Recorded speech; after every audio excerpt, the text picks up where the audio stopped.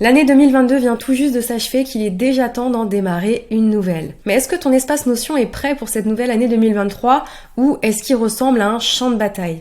Chaque nouvelle année, avant de débuter l'année d'ailleurs, souvent en fin d'année, je fais un grand tri de mon espace Notion pour me préparer à être efficace pour bien démarrer cette nouvelle année. En une année, on accumule énormément d'informations, on a tendance à créer beaucoup de pages et on a tendance à stocker énormément d'informations dans notre espace Notion. Bien que je fasse un tri régulier lors de mes weekly reviews, moi aussi j'ai tendance à accumuler de l'information et à stocker de nombreuses pages dont je me sers plus forcément. Et donc je profite de ce moment de fin d'année pour préparer cette nouvelle année, faire un grand tri de mon espace pour repartir à neuf pour l'année qui arrive. Donc dans cette vidéo, je vais te montrer quelles sont les étapes que je suis chaque fin d'année pour préparer mon espace, le désengorger et être prête à être efficace pour cette nouvelle année. Première chose que je fais, c'est que je prends le temps de passer en revue chacune de mes pages et je fais la chasse à tout ce qui peut être supprimé. C'est-à-dire toutes les choses que j'ai stockées mais qui finalement, je me rends compte, ne me serviront pas forcément plus tard et que ça ne sert à rien du coup d'encombrer mon espace avec ces informations. Et donc voilà, je fais le tri en fait, je passe d'une page à une autre, je rentre vraiment dans le détail de chacune des pages et je regarde et je me pose systématiquement la question, est-ce que c'est un élément, est-ce que c'est une information qui est pertinente à garder, à stocker pour plus tard? Si c'est le cas, j'y touche pas pour le moment.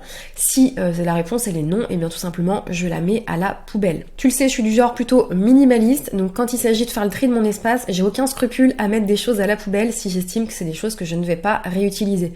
C'est d'ailleurs quelque chose que je fais également chez moi. Je fais régulièrement le tri et tout ce qui n'a plus lieu de rester stocké dans mes placards finit à la poubelle. Une fois que j'ai fini de supprimer tout le superflu, je passe à l'archivage des informations, des pages qui sont utiles à conserver, donc toutes les informations type par exemple les recettes, donc les finances de l'année qui vient de s'écouler, le calendrier marketing, j'aime bien le garder aussi, donc de l'année qui vient de s'écouler, etc. Tout ce que je souhaite conserver, mais qui ne va pas forcément me servir pour l'année à venir, que je n'ai pas besoin de l'avoir vraiment dans mon espace au quotidien, donc je l'archive. Pour ça, j'utilise simplement, en fait, j'ai une page qui est dédiée aux archives, dans laquelle je viens en fait archiver d'année en année les différentes pages qui souvent en fait correspondent à des informations sur une année en particulier que je souhaite stocker mais dont je n'ai pas forcément besoin d'avoir accès dans mon espace principal. Pour les bases de données, calendrier, édito, finance, etc., planification également, c'est quelque chose que j'ai vraiment fait à partir de cette année puisque sur les 2 précédentes années en fait je me resservais disons des mêmes bases de données dans laquelle en fait je venais rajouter. Donc 2021 était la même base de données que pour 2022 où je suis simplement venue rajouter les informations d'une année, sauf que à l'échelle d'une année on a déjà énormément d'informations sur ces bases de données et en fait là à l'échelle de 2 ans j'avais beaucoup trop d'informations et ça me faisait perdre beaucoup plus de temps au quotidien dans particulièrement mes relations de base de données, d'aller chercher les bonnes pages pour les lier. Et donc j'ai décidé tout simplement cette année de repartir à vide et de repartir sur une année 2023, tant sur ma planification, mon calendrier édito, mes finances, etc. complètement à vide. Et alors bon là on est qu'en début d'année, mais ça me fait déjà gagner un temps fou. Donc deuxième étape, vraiment tu archives tout ce qui n'a pas été supprimé et que tu n'estimes pas forcément d'une utilité primordiale de l'avoir en fait dans ton espace principal pour l'année en cours. Donc c'est quelque chose auquel tu peux revenir, donc c'est-à-dire que c'est des pages que tu pourras consulter en allant dans cette page archive, mais qui n'ont pas besoin en fait d'être dans ton espace principal pour démarrer cette nouvelle année. Donc dernière étape, une fois que j'ai supprimé et que j'ai archivé les informations, je passe à l'étape du rangement et à la restructuration finalement. Donc toutes les pages qui restent, qui n'ont pas été supprimées ou qui n'ont pas été archivées, eh bien cette fois-ci je les réorganise. Donc de façon générale, pour organiser ton entreprise, je te conseille toujours de l'organiser autour de tes sphères de responsabilité en fait. Quels sont les domaines qui sont de ta responsabilité pour développer et faire tourner en fait ton entreprise. Donc bien souvent il y a des catégories en fait qui reviennent pour toutes les activités. On va avoir le marketing, on va avoir les finances, on va avoir les opérations, on peut avoir aussi tout ce qui a trait à la planification, à l'exécution, on peut avoir également un bloc en fait ressources. Et donc pour tout ça en fait je te conseille de créer, t'as deux solutions. Soit tu vas créer une page par domaine, donc une page marketing, une page finance, une page opération, etc. Et dedans tu vas venir glisser en fait toutes les pages qui sont en lien avec cette catégorie. Deuxième option, à partir du forfait équipe dans Notion, donc c'est le 3e forfait dans l'ordre des forfaits qui sont proposés, eh bien tu as la possibilité de créer des espaces d'équipe. C'est de cette façon que j'ai réorganisé mon espace avec Sam cette année pour l'année 2023. Tu vas pouvoir créer un espace d'équipe par domaine et ce que ça va faire, c'est que ça va te mettre en fait un toggle et plutôt que d'avoir une page vraiment qui s'ouvre, tu vas pouvoir organiser en fait toutes les pages en lien avec chacune des catégories directement dans un espace d'équipe. Ce qui va faciliter en fait considérablement ensuite la collaboration. Par exemple, si tu invites des prestataires externes à venir collaborer sur seulement un domaine, donc peut-être que si tu fais appel à un content manager, bah, tu vas simplement en fait lui ouvrir la page de l'espace d'équipe marketing. Si tu fais appel à quelqu'un qui va t'aider, à une OBM par exemple, qui va t'aider à gérer tes objectifs, à planifier tes projets, etc., tu vas lui ouvrir cette page plutôt planification, exécution, etc., etc. Nous, avec ça, on a réorganisé complètement l'espace 2023 avec ce système d'espace d'équipe, puisqu'avant, on fonctionnait en fait avec des systèmes de pages et en fait, ça te rendait très compliqué la collaboration entre nos pages privées, entre les pages qu'on avait partagées, etc., etc. C'était un vrai capharnaüm. Donc là, on a tout réorganisé autour des espaces d'équipe et ça nous fait vraiment gagner un temps fou.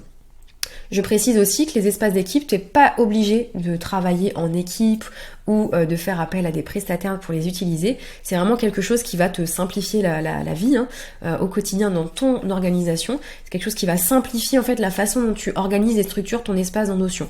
Donc c'est quelque chose qui est pas non plus excessif niveau coût. Donc je pense, d'après moi, si tu veux mon avis, que ça vaut le coup de passer au forfait équipe, ne serait-ce que pour avoir accès à ces fameux espaces d'équipe. J'aurai l'occasion de publier sur cette chaîne un Notion Tour 2023 puisque je t'en ai proposé un en 2021, je t'en ai proposé un en 2022, je vais te mettre tous les liens en haut de cette page et je t'en proposerai un du coup en 2023. Si tu as vu ma vidéo, mes plans pour 2023, pareil que je te remettrai en haut et en description de la vidéo, je te disais que en 2022 j'ai accumulé beaucoup d'informations, il y a eu beaucoup de montagnes russes, je te laisse aller regarder la vidéo.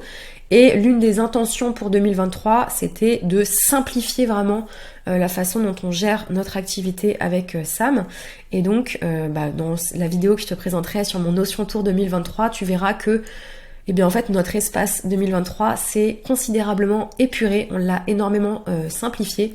On a supprimé beaucoup de choses qui étaient très superflues pour repartir vraiment sur quelque chose de très épuré et rester focus sur les objectifs et nos focus qu'on s'est fixés pour l'année 2023. Voilà pour les 3 étapes principales que je suis en fin d'année quand il s'agit de remettre à plat mon organisation, de refaire un petit ménage de mon espace Notion. Donc premièrement, on récapitule, je supprime tout ce qui est non essentiel, tout ce qui est futile, superflu que j'ai accumulé tout au long de l'année. Deuxième étape, j'archive ce que je souhaite garder, mais je le sors en fait de mon espace principal pour le mettre et l'archiver dans une page archive tout simplement. Et troisième étape, la dernière, ensuite une fois que c'est supprimé et c'est archivé, je viens ranger et je viens restructurer mon espace pour le préparer à la nouvelle année.